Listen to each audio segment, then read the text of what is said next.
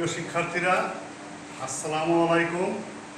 আমি আজহারুল হক, সহকারী শিক্ষক, ধুবুরিয়া সেবাদল উচ্চ বিদ্যালয়, গ্রাম ও ডাকঘর, ধুবুরিয়া, উপজেলা নাগরপুর, জেলা টাঙ্গাইল। আমি আজকে নবম ও দশম শ্রেণীর ইংরেজি তৃতীয় পত্রের গ্রামার অংশের স্পিচ বা ন্যারেশন নিয়ে তোমাদের সামনে আলোচনা করব। স্পিচ বা ন্যারেশন কাকে বলে? বক্তার বক্তব্যকেই স্পিচ বা ন্যারেশন বলে। স্পিচ বা ন্যারেশনগুলো দুই প্রকার: ডাইরেক্ট স্পিচ বা ডাইরেক্ট ন্যারেশন এবং ইনডাইরেক্ট স্পিচ বা ইনডাইরেক্ট ন্যারেশন। তাহলে আমরা দেখলাম স্পিচ বা ন্যারেশনগুলো দুই প্রকার। তোমরা লিখে নাও: এক, ডাইরেক্ট স্পিচ, DIRECTSPEECH, ও দুই, ইনডাইরেক্ট স্পিচ, INDIRECTSPEECH। তাহলে আমরা দেখলাম স্পিচ বা ন্যারেশনকে দুই ভাগে ভাগ করা হয়েছে। একটা হচ্ছে ডাইরেক্ট স্পিচ আর একটা ইনডাইরেক্ট স্পিচ। বক্তার বক্তব্যকে যখন তার নিজের ভাষায় হুবহু ব্যক্ত করা হয় তখন তাকে ডাইরেক্ট স্পিচ বলে, আর বক্তার বক্তব্যকে যখন পরোক্ষভাবে ব্যক্ত করা হয় তখন তাকে ইনডাইরেক্ট স্পিচ বলে। আজকে আমরা ডাইরেক্ট স্পিচকে কিভাবে ইনডাইরেক্ট স্পিচে রূপান্তর করা যায় এ ব্যাপারে আলাপ করব।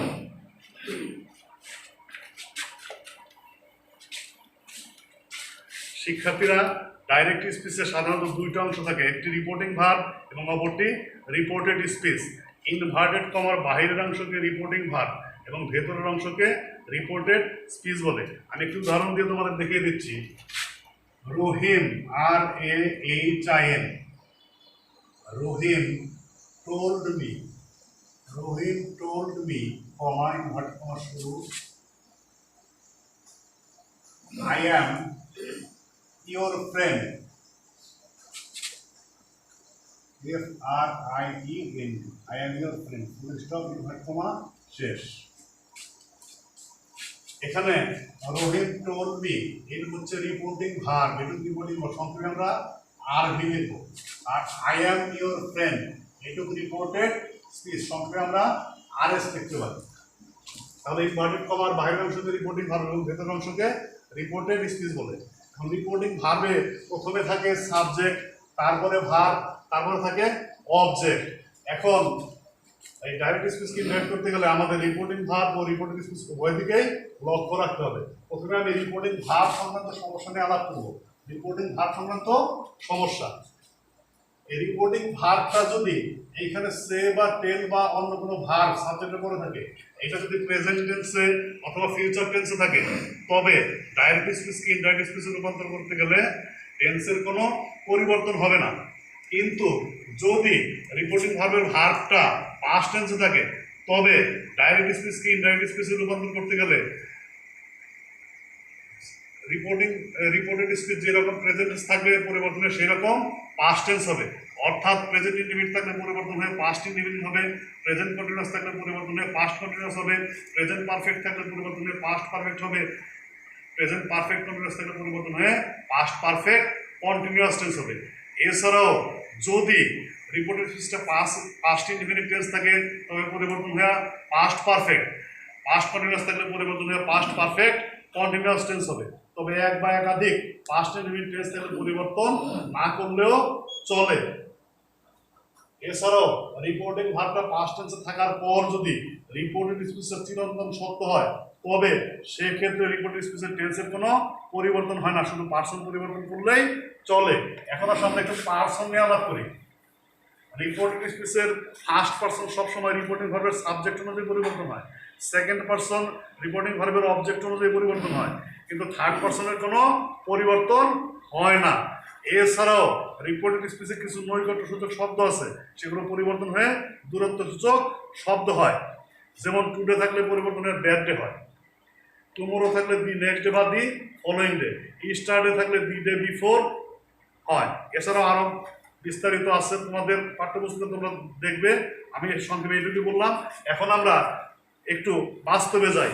এখন আমাদের যদি ডাইরেক্ট স্পিচকে ইনডাইরেক্ট স্পিচে রূপান্তর করতে চাই, তবে আমাদের সেন্টেন্স সংক্রান্ত ভালো ধারণা থাকতে হবে। সেন্টেন্সকে আমরা জানি 5 ভাগে ভাগ করা হয়েছে: assertive sentence, interrogative sentence, imperative sentence, optative sentence এবং এক্সক্লামেটরি সেন্টেন্স। এখন অ্যাসার্টিভ সেন্টেন্সের ডাইরেক্ট স্পিচকে ইনডাইরেক্ট স্পিচে রূপান্তর করতে গেলে আমাদের রিপোর্টিং ভার্বের সাবজেক্ট যোগ ভার্ব যোগ অবজেক্ট যদি থাকে যোগ দ্যাট যোগ রিপোর্টিং স্পিচ, তাহলে অ্যাসার্টিভ সেন্টেন্সের গঠনটা আমরা কি লিখি? ASSERTIV assertive sentence SENTENCE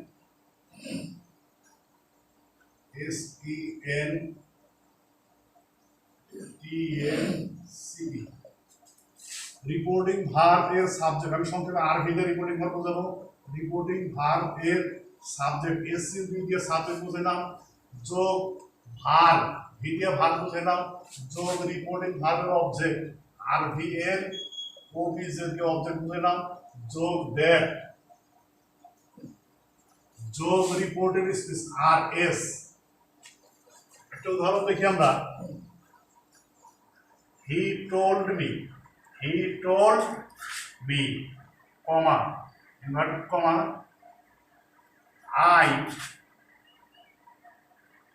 M your friend full stop inverted comma শেষ। আই এম ইয়োর ফ্রেন্ড এটা একটা অ্যাসার্টিভ সেন্টেন্স। কাজে ইনডাইরেক্ট করতে গেলে হি টোল্ড মি আমাদের পুরোপুরি বসবে হি টোল্ড মি। এখানে he subject, told verb, me object reporting verb. তারপর আমরা দেবো that, he told me that. I first person reporting ভার্বের সাবজেক্ট আছে হি, কাজেই হি যেহেতু এটা প্রেজেন্ট ইনডিফিনিট পরিবর্তন হয়ে হবে পাস্ট ইনডিফিনিট। এর পরে was, your second person my object অনুযায়ী, তারপরে ফ্রেন্ড FRIEN। প্রিয় শিক্ষার্থীরা, এই ছিল আমাদের অ্যাসার্টিভ সেন্টেন্সের ডাইরেক্ট স্পিচকে ইনডাইরেক্ট স্পিচে রূপান্তর করার নিয়ম এবং উদাহরণ।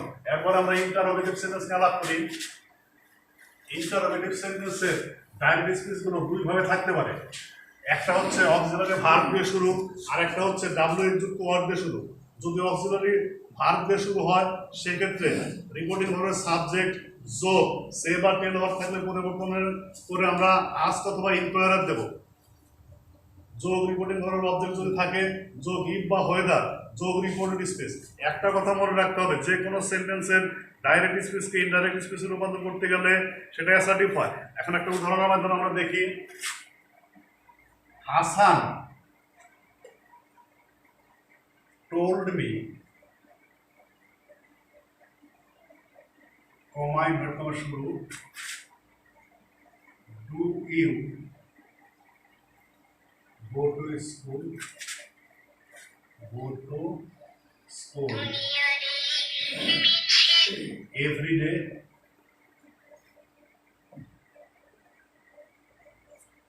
প্রশ্নবোধক চিহ্ন ইনভার্টেড কমা শেষ। এটা একটা ইন্টারোগেটিভ সেন্টেন্সের ডাইরেক্ট স্পিচের উদাহরণ এবং এটা ডু অক্সিলারি ভার্ব দিয়ে শুরু হয়েছে। কাজেই আর ইনডাইরেক্ট হবে Hasan asked me, Hasan asked me যেহেতু ভার্ব অক্সিলারি ভার্ব দিয়ে শুরু হয়েছে কাজে if you second person reporting verb object me তাহলে আই বোথ থেকে হবে went to school every day full stop। কিন্তু এই ইন্টারোগেটিভ সেন্টেন্সের ডাইরেক্ট স্পিচটা যদি WH যুক্ত ওয়ার্ড দিয়ে শুরু হয় তবে মাঝখানে ইফ বা ওয়েদার না বসে ওই শব্দটাই বসে। তার একটা উদাহরণ আমরা দেখি একইভাবে। Hasan told me how are you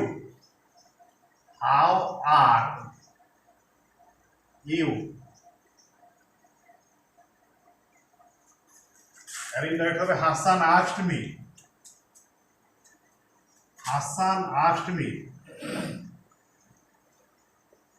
how দিয়ে শুরু হয়েছে এখানে, কাজে হাউ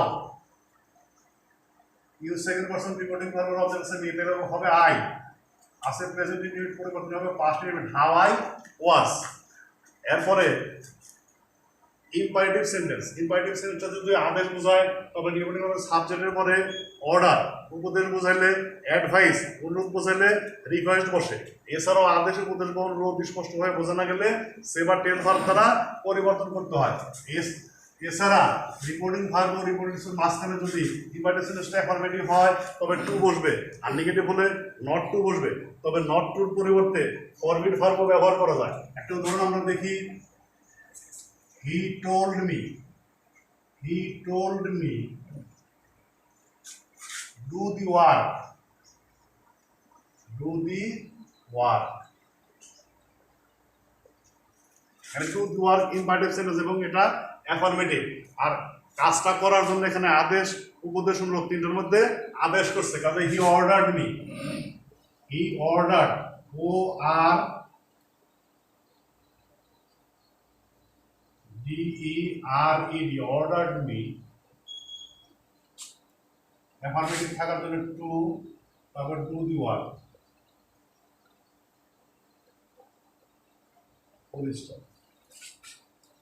আর যদি উপদেশ বুঝাইলে অর্ডার বুঝাইতো তাহলে অর্ডারের স্থানে হয়তো অ্যাডভাইস, অনুরোধ বুঝাইলে রিকোয়েস্ট, আর আদেশ উপদেশ অনুরোধ স্পষ্টভাবে বোঝানো গেলে টেল ভার্ব দ্বারা পরিবর্তন করতে হয়। আবার যদি ইম্পারেটিভ সেন্টেন্সটা নেগেটিভ হয় তবে টু না বসে মাঝখানে নট টু বসে। এমন একটা উদাহরণ দেখি, হি টোল্ড মি,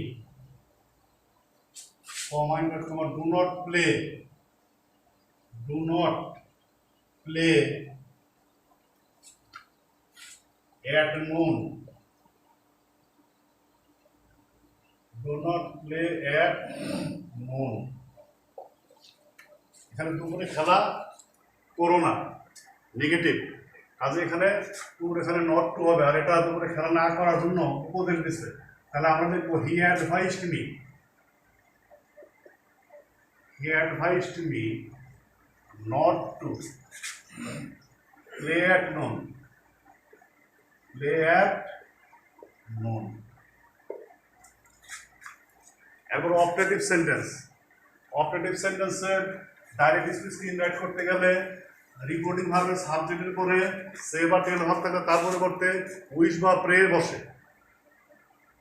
এছাড়াও রিপোর্টিং ভার্ব ও রিপোর্টিংসের মাঝখানে দ্যাট বসে। এমন একটা উদাহরণ আমরা দেখি, my father told me, may you pass the exam,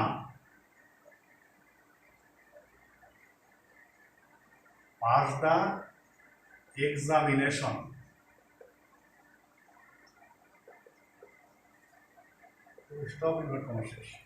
এখন may you pass the examination, এটা অপারেটিভ সেন্টেন্স।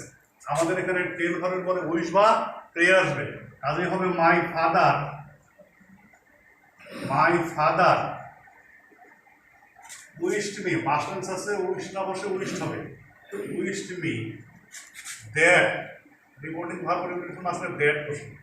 এখন ইউ থেকে আই, যেহেতু সেকেন্ড পারসন রিপোর্টিং ভার্বের অবজেক্ট আছে মি, সেই জন্য I, might pass the exam, pass the examination, EXAMINATION।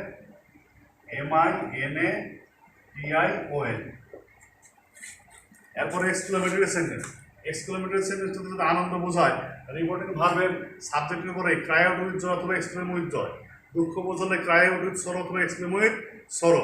আর আনন্দ বা দুঃখ স্পষ্টভাবে বোঝানো গেলে টেল ভার্ব দ্বারা করা যায়।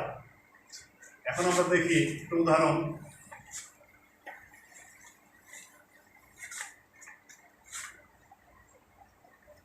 হি told me, comma invert comma শুরু, how nice the rose is, অশুভবোধক চিহ্ন ইনভার্ট কমা শেষ। How nice the rose is, গোলাপটা কি সুন্দর, এটা একটা এক্সক্লেমেটরি সেন্টেন্সের উদাহরণ। এখন জিনিসটা আনন্দের বিষয়, সেজন্য আমরা এখানে টেল ভার্বের পরিবর্তে এক্সক্লেম উইথ জয় অথবা ক্রাই আউট উইথ জয় ব্যবহার করবো। যেহেতু পাস্ট টেন্স আছে কাজে এক্সক্লেম উইথ জয় আমরা লিখি he exclaim with joy, EXCLAIMED, he exclaim with joy, reporting verb ও রিপোর্টিং মাঝখানে দ্যাট বসে এক্সপ্লেনেশন দিলাম দ্যাট। এখন সবার শেষে থাকে এই জাতীয় বাক্যে ভার্ব তার আগে থেকে সাবজেক্ট, যেহেতু যে কোনো সেন্টেন্সে রাইট স্পিচ ইনভাইট করতে গেলে অ্যাসার্টিভ হয়, অ্যাসার্টিভ আগে সাবজেক্ট থাকে। কাজেই দি রোজ ইজ হাউ থাকলে ভেরি বা গ্রেট হয়, কিন্তু হোয়াট থাকলে ভেরি বা গ্রেটের পূর্বে আরেকটা অতিরিক্ত দিতে হয়। এখানে হাউ আছে, কাজেই very. The rose is very nice অনুষ্ঠান। এবং এই হচ্ছে আমাদের এই ডাইরেক্ট স্পিচকে ইনডাইরেক্ট স্পিচে রূপান্তরের নিয়ম কানুন। তোমরা বাড়িতে আরো বিস্তারিত দেখবে। আশা করি তোমরা সফলকাম হবে এবং তোমরা সকলেই এই কঠিন করোনা থেকে নিজেকে মুক্ত রাখার জন্য প্রত্যেকে বাড়িতে থাকবে, বারবার সাবান পানি দিয়ে হাত ধোবে, বাইরে বের হলে অবশ্যই মাস্ক পরে বের হবে। এই বলেই তোমাদের সুস্বাস্থ্য কামনা করে আমি আজকের মতো বিদায় নিচ্ছি। ধন্যবাদ। আসসালামু আলাইকুম।